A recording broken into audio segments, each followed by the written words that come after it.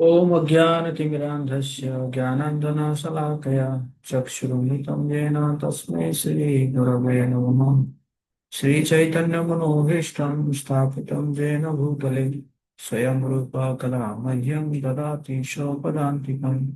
वन्देऽहं श्रीगुरो श्रीयुतपदकमलं श्रीगुरुं वैष्णवांश श्रीरूपं साग्रजातं सगणरघुनाथानुतं तं सजीवम् अद्वैतं सावधूतं परिजनसहितं कृष्णचैतन्यदेवं श्रीराधा कृष्णपादान् सगणललिता श्रीविशाखान्तांश।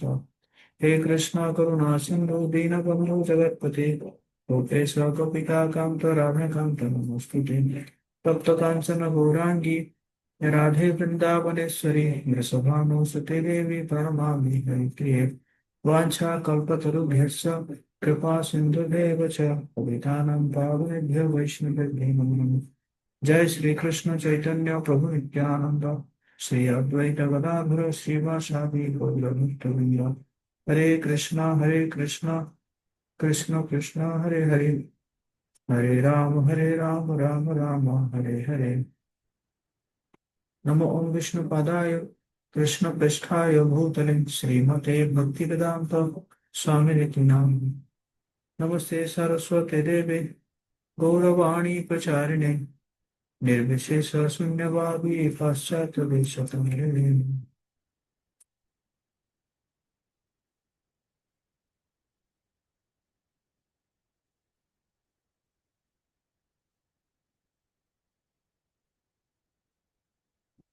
हरे कृष्णा। तो आप सभी का बहुत बहुत स्वागत है डेली गीता क्लास में। तो पिछली बार हम क्या डिस्कस किए थे, कोई शेयर करना चाहेंगे?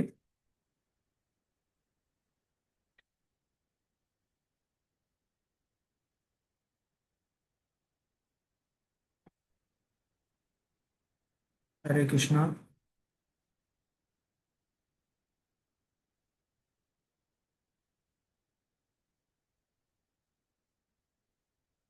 पिछली बार हम भगवद गीता का पहला अध्याय का पहला श्लोक चर्चा किए थे और आज हम दूसरे अध्याय से शुरू करें, दूसरा श्लोक से शुरू करेंगे।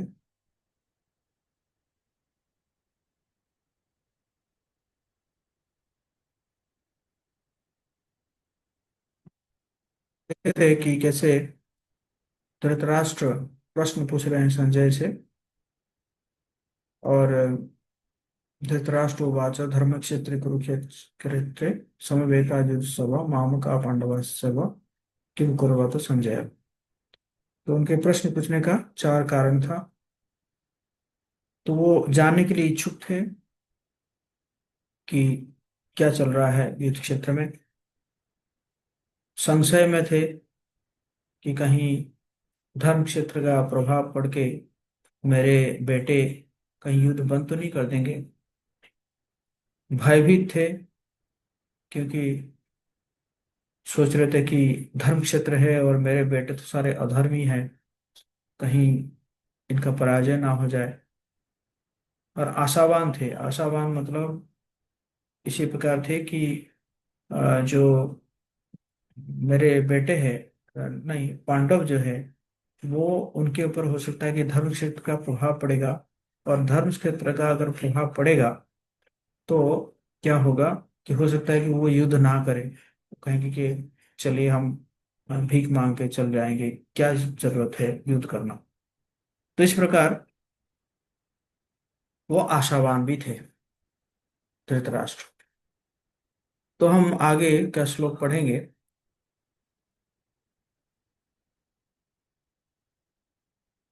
दूसरा श्लोक।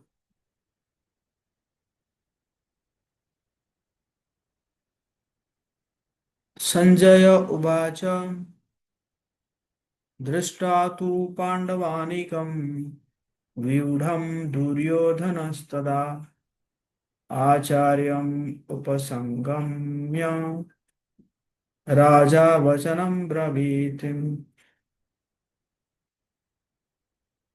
संजय ने कहा, हे राजन, पांडु पुत्रों द्वारा सेना की व्यूह रचना देखकर राजा दुर्योधन अपने गुरु के पास गया और उसने ये शब्द कहे।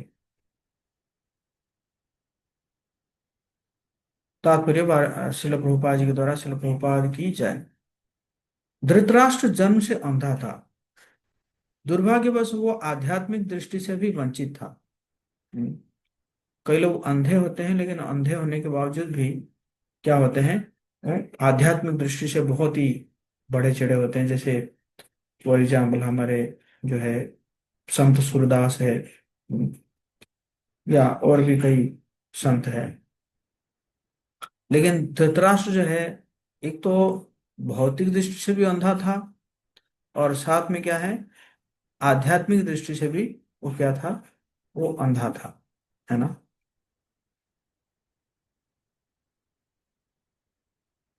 वो यह भी जानता था कि उसी के समान उसके पुत्र भी धर्म के मामले में अंधे हैं, और उसे विश्वास था कि वे पांडवों के साथ कभी भी समझौता नहीं कर पाएंगे, क्योंकि पांचों पांडव जन्म से ही पवित्र थे। फिर भी उसे तीर्थ स्थान के प्रभाव के विषय में संदेह था, इसलिए संजय युद्ध भूमि की स्थिति के विषय में उसके प्रश्न के मंतव्य को समझ गए, है ना। संजय समझ गए कि क्यों पूछ रहा है ये। अतः वो निराश राजा को प्रोत्साहित करना चाह रहे थे। उन्होंने उसे विश्वास दिलाया कि उसके पुत्र पवित्र स्थान के प्रभाव में आकर किसी प्रकार के का समझौता करने नहीं जा रहे हैं। उसने राजा को बताया कि उसका पुत्र दुर्योधन पांडवों की सेना को देखकर तुरंत अपने सेनापति द्रोणाचार्य को वास्तविक स्थिति से अवगत कराने गया है।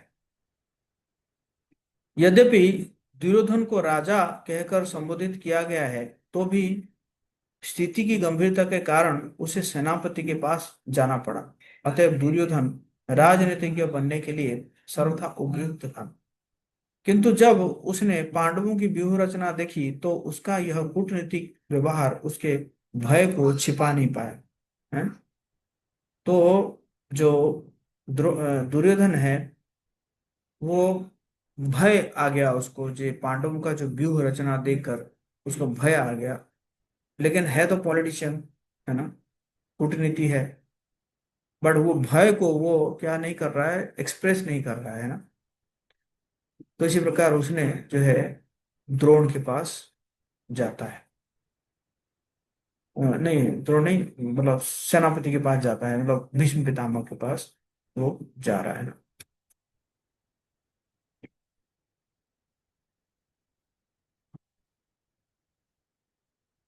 द्रोणाचार्य के पास गए, हाँ सही, द्रोणाचार्य के पास गए, और द्रोणाचार्य के पास जाकर जो है पूछेंगे, है ना।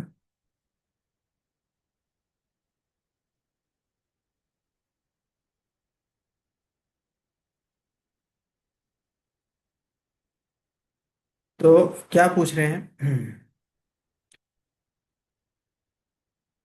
पश्यतां पांडुपुत्राणाम् आचार्य महतिं च मुं व्यूढ़ां द्रुपदपुत्रेण तव शिष्येण धीमता। हे आचार्य, पांडु पुत्रों की विशाल सेना को तो देखो, जिसे आपके बुद्धिमान शिष्य द्रुपद के पुत्र ने इतने कौशल से व्यवस्थित किया है। तात्पर्य श्री भोपाल जी द्वारा। परम राजनीतिज्ञ दुर्योधन महान ब्राह्मण सेनापति द्रोणाचार्य के दोषों को इंगित करना चाह रहा था। अर्जुन की पत्नी द्रौपदी के पिता राजा द्रुपद के साथ द्रोणाचार्य का कुछ राजनीतिक झगड़ा था। इस झगड़े के फलस्वरूप द्रुपद ने एक महान यज्ञ संपन्न किए, जिनसे उनको एक ऐसा पुत्र प्राप्त होने का वरदान मिला जो द्रोणाचार्य का वध कर सके। द्रोणाचार्य इसे भली भांति जानते थे, किंतु जब द्रुपद का पुत्र धृष्टद्युम्न युद्ध शिक्षा के लिए उनको सौंपा गया, तो द्रोणाचार्य को उसे अपने सारे सैनिक रहस्य प्रदान करने में कोई झिझक नहीं हुई।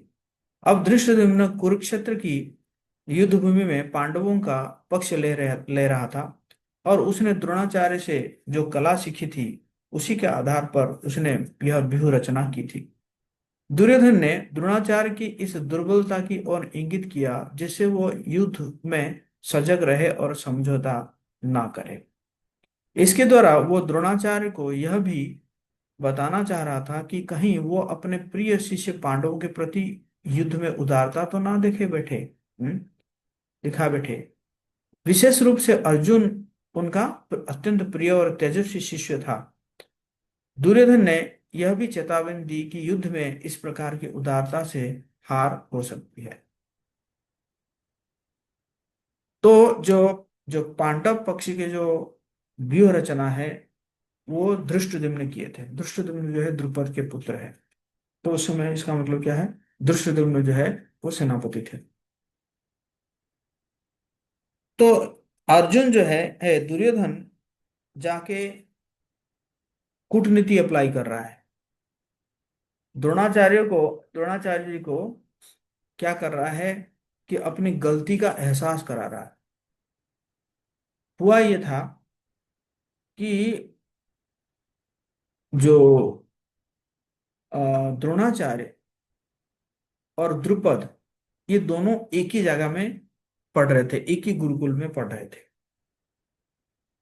और उस समय जो द्रुपद है, द्रोणाचार्य ब्राह्मण थे और द्रुपद जो है वो क्षत्रिय थे। तो द्रुपद ने कहा एक समय में, उनको द्रोणाचार्य को बोला कि ऐसा है, मैं जब राजा बनूंगा ना, तुम्हें मैं आधा राज्य दे दूंगा। तो द्रोणाचार्य हंसने लगे कि अभी तो आप कह रहे हो, और लेकिन बाद में जब राजा बनोगे तो भूल जाओगे। तो द्रुपद ने कहा नहीं नहीं, मैं नहीं भूलूंगा, आप मेरे अच्छे मित्र हो और मैं आपको जो है आधा राज्य दे दूंगा। तो बाद में द्रुपद राजा बन जाते हैं, लेकिन द्रुपद राजा बनने के बाद इसको भूल जाते हैं। द्रोणाचार्य बहुत गरीब थे। तो एक दिन वो देखे कि दूध नहीं होने के कारण उनकी पत्नी अश्वत्थामा को जो कुछ जो पत्ते का रस ना, जो दूध जैसे दिखता है, उसको पिला रही है। तो उनको अच्छा नहीं लगा, तो उन्होंने कहा कि जब मेरा मित्र है, कहा था आधा राज्य देने के लिए, आधा राज्य नहीं कुछ गाय तो दे सकता है। तो द्रोणाचार्य जो है जाते हैं द्रुपद के पास जाते हैं, और द्रुपद के पास जाकर वो उनको याद दिलाते हैं कि ऐसा है, आपने ऐसे शपथ किया था, हम मित्र थे। तो द्रुपद हंसने लगे, बोले अरे, एक राजा और एक भिखारी ब्राह्मण कभी मित्र नहीं हो सकते हैं। इसी प्रकार वो तिरस्कार कर देते हैं और द्रोणाचार्य बहुत अपमानित महसूस करते हैं।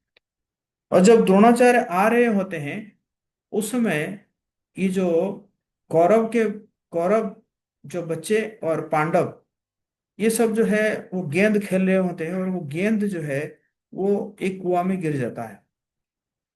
गिर जाता है तो कुआं से गेंद को कैसे निकालेंगे, उसी प्रकार उनका चर्चा चल रहा होता है। और उस समय जब द्रोणाचार्य चल रहे होते हैं, द्रोणाचार्य को पता चलता है कि बच्चों का गेंद गिर गिर गया है। तो द्रोणाचार्य क्या करते हैं कि कुछ कुसा को जो है ऐसे जोड़ जोड़ के मारते हैं, और मार के वो गेंद को जो है कुआं से निकाल देते हैं। तो इससे अर्जुन जो है बहुत इंप्रेस हो जाते हैं। द्रोणाचार्य गेंद देकर जा रहे होते हैं, लेकिन अ, अर्जुन जो है दौड़ दौड़ के भीष्म पितामह के पास जाते हैं और उनको जाके बोलते हैं कि ऐसा है कि है, और मैं चाहता हूं कि उन्हीं से मैं अस्त्र शिक्षा करूं। तो भीष्म पितामह बाद में आके देखते हैं कि वो द्रोणाचार्य है, और द्रोणाचार्य को सारे कौरव बच्चे और जो पांडव बच्चों को वो सौंप देते हैं, वो शिक्षा देने के लिए। शिक्षा शिक्षा जब कंप्लीट होता है, तो शिक्षा के कंप्लीट के बाद जो है गुरु दक्षिणा मांगा जाता है। तो फिर द्रोणाचार्य वो जानते थे कि ये बहुत एक्सपर्ट है, कौन, जो अर्जुन बहुत एक्सपर्ट है। तो वो कहते हैं कि तुम जो है द्रुपद को बांध के मेरे पास ले आओ, यही तुम्हारा कुल दक्षिणा है। और अर्जुन जाते हैं और हरा देते हैं, द्रुपद के सारे सैनिकों को हरा देते हैं, और द्रुपद को जो है वो क्या करते हैं, बांध के हैं ले आते हैं किनके पास, द्रोणाचार्य के पास। तो द्रोणाचार्य जो है बस आधा राज्य ले लेते हैं और लेके फिर उसको छोड़ देते हैं। तो द्रुपद के मन में प्रतिशोध का अग्नि था। तो द्रुपद क्या करते हैं कि कुछ ब्राह्मणों को बुला के वो एक बड़ा यज्ञ करने लगते हैं। और उनका अभिलाष यही था कि इसमें से एक कोई पुत्र निकलेगा जो कि द्रोणाचार्य का वध करेगा। तो वो यज्ञ सफल होता है, और यज्ञ से जो है द्रौपदी निकलती है, और साथ में जो है धृष्टद्युम्न भी निकलते हैं। तो ये सबको पता था कि जो धृष्टद्युम्न का जन्म हुआ है ये क्या है, द्रोण को मारने के लिए हुआ है, और द्रोणाचार्य को भी पता था कि ये धृष्टद्युम्न जो है जन्मा हुआ है, ये मुझे मारने के लिए जन्म हुआ है।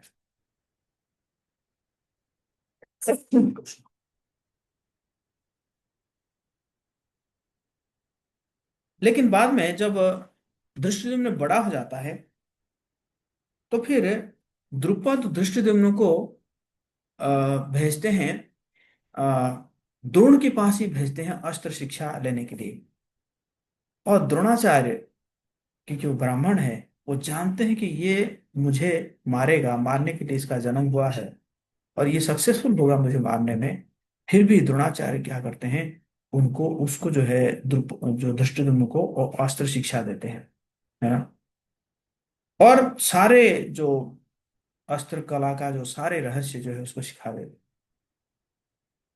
तो इसलिए यहाँ पे दुर्योधन क्या कर रहा है कि जो कहते हैं ना कि टॉन्ट मारना है, तो वो क्या कर रहा है, टॉन्ट मार रहा है किनको, द्रोणाचार्य को टॉन्ट मार रहा है कि देखो तुम्हारे शिष्य तो है, जो ये जो पांडव पक्ष के जो सजाया है, तुम्हारा शिष्य ही है।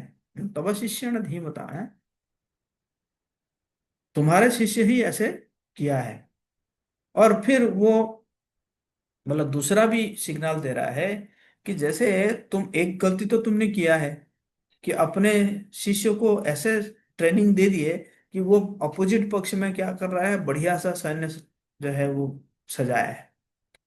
और दूसरा गलती ये नहीं करना कि जैसे अर्जुन जो है तुम्हारा फेवरेट शिष्य है, प्रिय शिष्य है, तो कहीं अर्जुन के प्रति झुकाव तुम्हारा ना आ जाए, जिसके कारण हम युद्ध में हार जाए।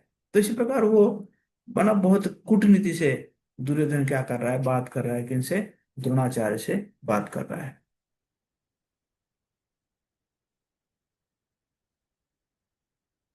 तो एक सेकंड जस्ट। हरे कृष्णा कृष्ण कृष्ण हरे हरे, हरे राम राम राम हरे हरे।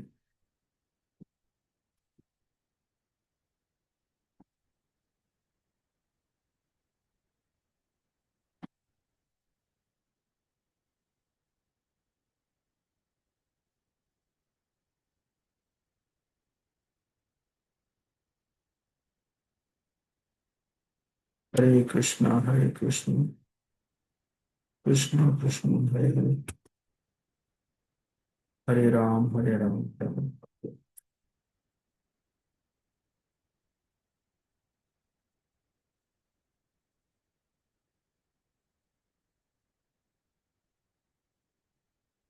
तो ये देखेंगे हम कि दुर्योधन का जो है वो मानसिकता क्या था।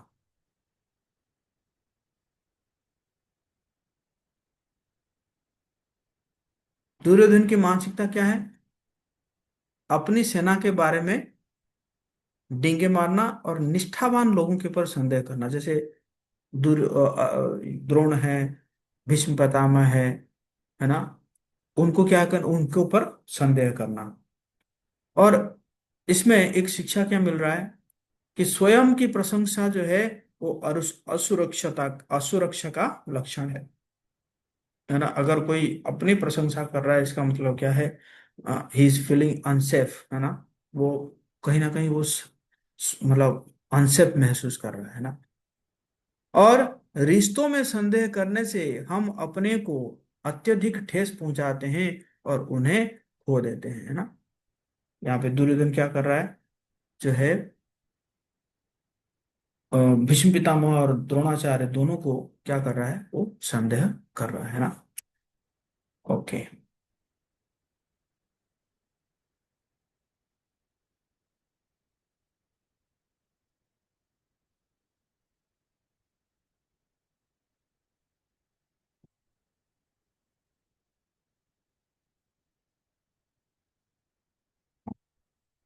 फिर कह रहा है, अत्र शूरा महेश्वासा भीमार्जुन समायुधि युयुधान विराटश्च द्रुपदश्च महारथः। इस सेना में भीम तथा अर्जुन के समान युद्ध करने वाले अनेक वीर धनुर्धर है, यथा महारथी युयुधान, विराट तथा द्रुपद। हम्म, तात्पर्य, यद्यपि युद्ध कला में द्रोणाचार्य की महान शक्ति के समक्ष धृष्टद्युम्न महत्वपूर्ण बाधक नहीं था, किंतु ऐसे अनेक योद्धा थे जिनसे भय था।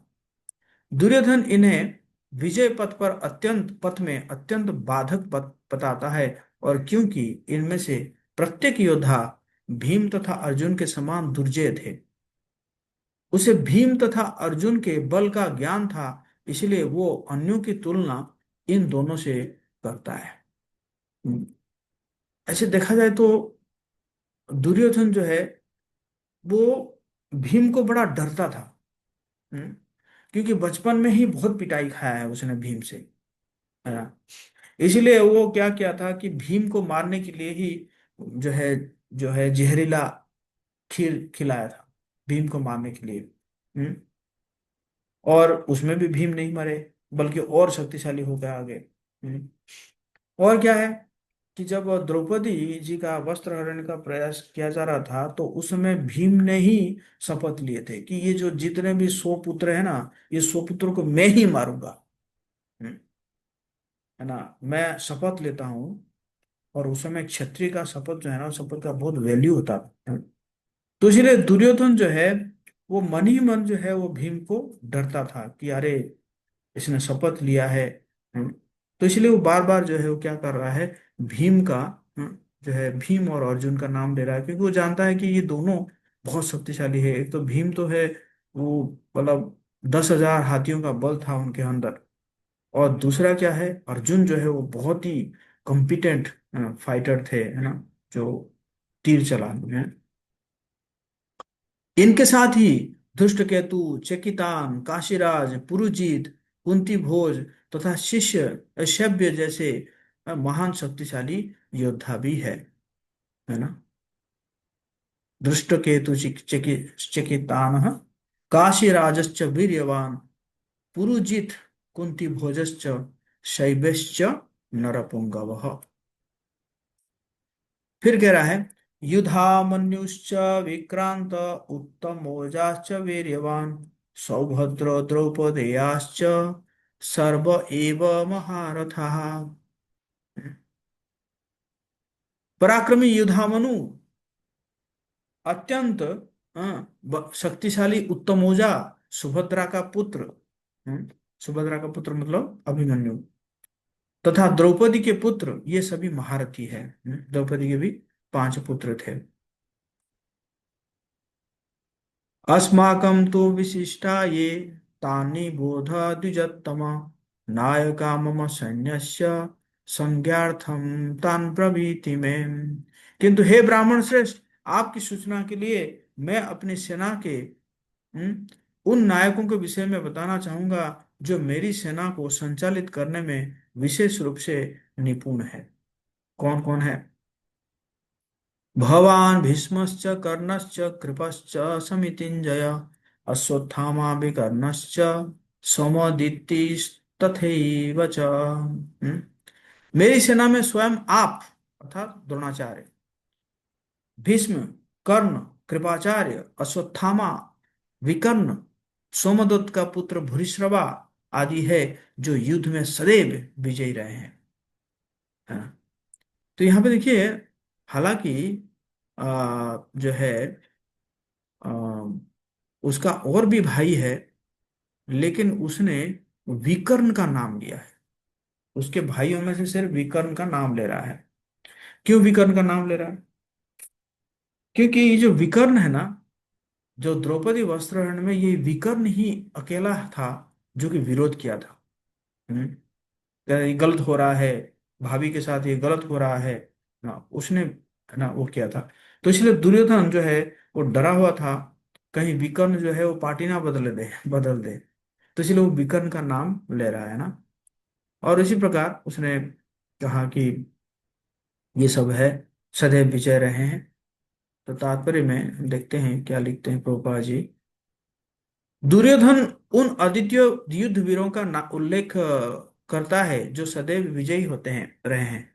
विकर्ण दुर्योधन का भाई भाई है। अश्वत्थामा द्रोणाचार्य का पुत्र है।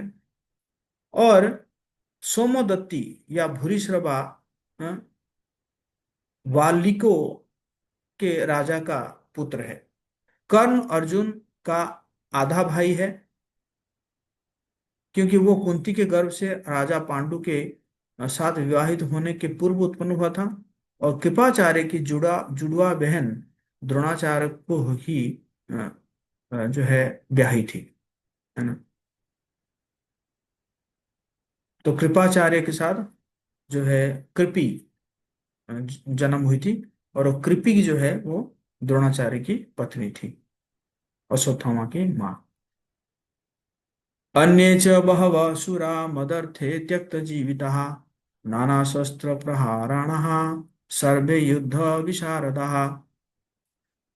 ऐसे अनेक अन्य अनेक वीर भी है जो मेरे लिए अपना जीवन त्याग करने के लिए उद्यत है।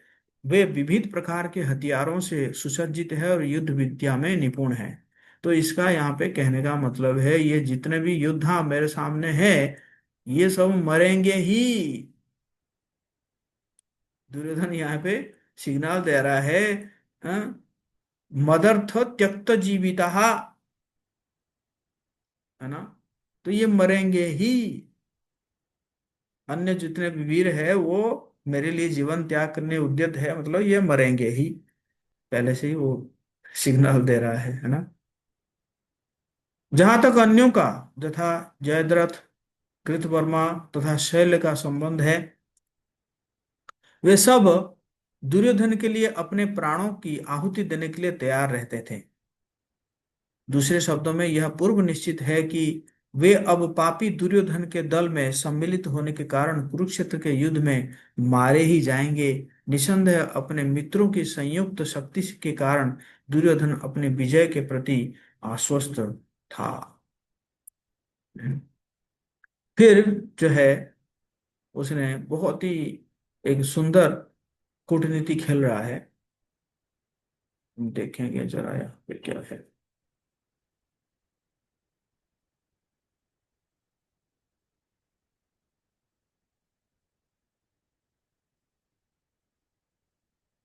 तो ये जो 4 नंबर से 11 नंबर तक दुर्योधन क्या करता है, पांडवों के पक्ष में विभिन्न योद्धाओं को इंगित करता है ना। दुर्योधन की प्रतिक्रिया का कारण क्या है कि पांडव की सेना को देखकर दुर्योधन भयभीत हुआ। दुर्योधन द्रोणाचार्य की ओर इशारा करता है। दुर्योधन द्रोण को क्रोधित करना चाहता है ना, उसको उसको क्या कर रहा है, उकसा रहा है ना, जो है द्रोणों को जो है उकसा रहा है ना।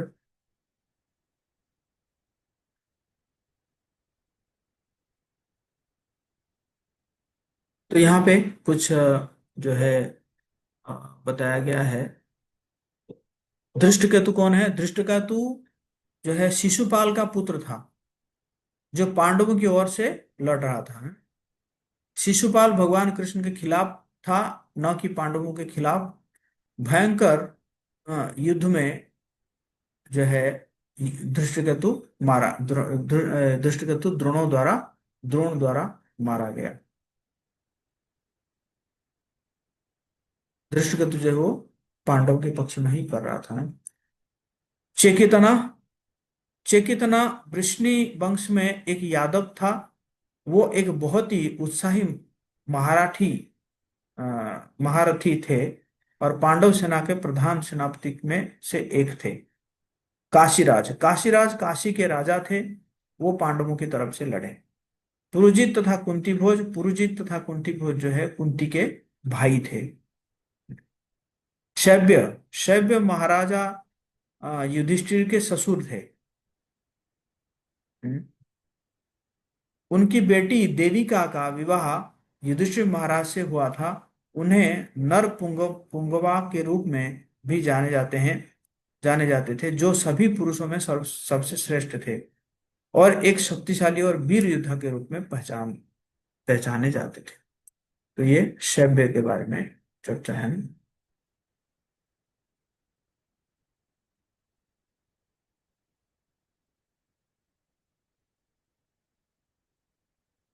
अब जो है बहुत सुंदर श्लोक बदला है, और इसमें जो है वो दोनों को इंगित करता है। एक तो द्रोण को भी इंगित कर रहा है और भीष्म पितामह को भी इंगित कर रहा है, मतलब एक ही जगह एक ही शब्द में, मतलब एक ही श्लोक में वो दोनों को दो मैसेज दे रहा है। उस क्या है, अपर्याप्तम तस् तदस्माकं बलम भीष्माभिरक्षितम, पर्याप्तम त्वेदमे तेषाम बलम भीमाभिरक्षितम। हमारी शक्ति अपरिमेय है और हम सब पितामह द्वारा भली भांति संरक्षित है, जबकि पांडवों की शक्ति भीम द्वारा भली भांति संरक्षित होकर भी सीमित है ना। तो यहाँ पे देखिए दो चीज वो बता रहा है। जो एक तो ये जो मैसेज दे रहा है वो तो मतलब ऐसा लग रहा है कि जैसे क्या है कि भीष्म पितामह की दे रहा है ना। देखो हमारे तो जो है ना आ, बड़ा अपरिमेय है, क्योंकि सेना जो है हमारा अपरिमेय है। क्यों? क्योंकि ये जो है भीष्म पितामह द्वारा जो है सुरक्षित किया गया है ना, है कि नहीं। और भीम का जो वो है, भीम का जो वहां पे जो सेना है वो क्या है, सीमित है ना। कहने का मतलब ऐसे है, हमारी शक्ति अपरिमेय है और हम सब पितामह द्वारा भली भांति संरक्षित है, जबकि पांडवों की शक्ति भीम द्वारा भली भांति संरक्षित होकर भी क्या है, सीमित है ना। तो यहाँ पे क्या हो रहा है कि देखिए,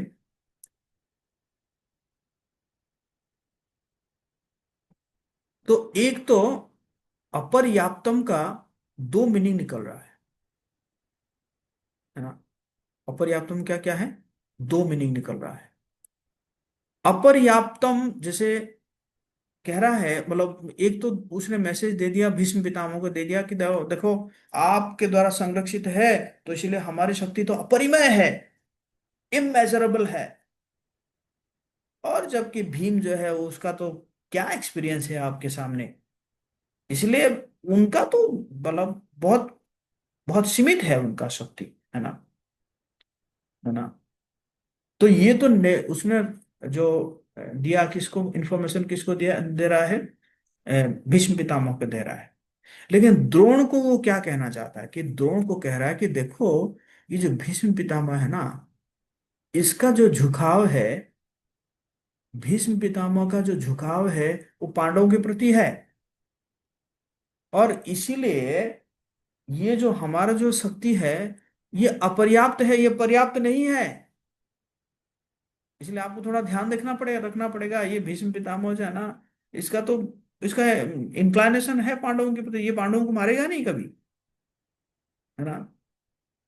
वैसे भी पहले ही जो उसमें बोल दिए थे, भीष्म पिता बोल दिए थे कि मैं पांडवों को नहीं मारूंगा, है ना। मैं रोज 10,000 सैन्यों को मारूंगा लेकिन मैं पांडवों को नहीं मारूंगा, पहले ही बोल दिए थे वो है ना। तो इसलिए कह रहा है कि ये पर्याप्त नहीं है। और जबकि भीम जो है, भीम को का हमारे प्रति कोई उसका दया नहीं है, कोई उदारता नहीं है उसका हमारे प्रति। और इसी कारण उसका जो, हालांकि उनके पास कम सेना है लेकिन वो पर्याप्त है उनके लिए, है ना। यहाँ पर दुर्योधन ने तुलनात्मक शक्ति का अनुमान प्रस्तुत किया है। वो सोचता है कि अत्यंत अनुभवी सेना नायक भीष्म पितामह के द्वारा विशेष रूप से संरक्षित होने के कारण उसकी सशस्त्र सेनाओं की शक्ति अपरिमेय है। दूसरी ओर पांडवों की सेनाएं सीमित है, क्योंकि उनकी सुरक्षा एक कम अनुभवी नायक भीम द्वारा की जा रही है, जो भीष्म की तुलना में नगण्य है। दुर्योधन सदैव भीम से ईर्ष्या करता था, और क्योंकि वो जानता था कि यदि उसकी मृत्यु कभी हुई तो भीम के द्वारा ही होगी, और कोई नहीं मार सकता उसको, है। किंतु साथ ही उसे दृढ़ विश्वास था कि भीष्म की उपस्थिति में उसकी विजय निश्चित है, क्योंकि भीष्म कहीं अधिक उत्कृष्ट सेनापति है। वो युद्ध में विजय होगा, यह उसका दृढ़ निश्चय था। हाँ। तो इसी प्रकार यहाँ पे वर्णन है। और कि है ना, दुर्योधन जो है वो कैसे एकदम कूटनीति की बातें कर रहा है ना। एक एक बात में वो दो अर्थ बता रहा है और दो लोगों को अलग अलग अर्थ बता रहा है ना। तो इस प्रकार है, हम कल फिर चर्चा करेंगे कि अम, आगे फिर जो शंख बजेगा, फिर क्या क्या ऐसे हमारे पास सिग्नल आएगा, संकेत आएगा, जिससे पता चलेगा कि पांडव जो है वो विजय हासिल करेंगे, है ना। ओके, हरे कृष्णा कृष्ण कृष्ण हरे हरे, हरे राम राम राम हरे हरे। किसी का कोई प्रश्न है तो आप लोग हैंड रेज कर सकते हैं, तब तक मैं आप लोगों को फॉर्म देता हूँ, फीडबैक फॉर्म, जिसको भरना कंपलसरी है।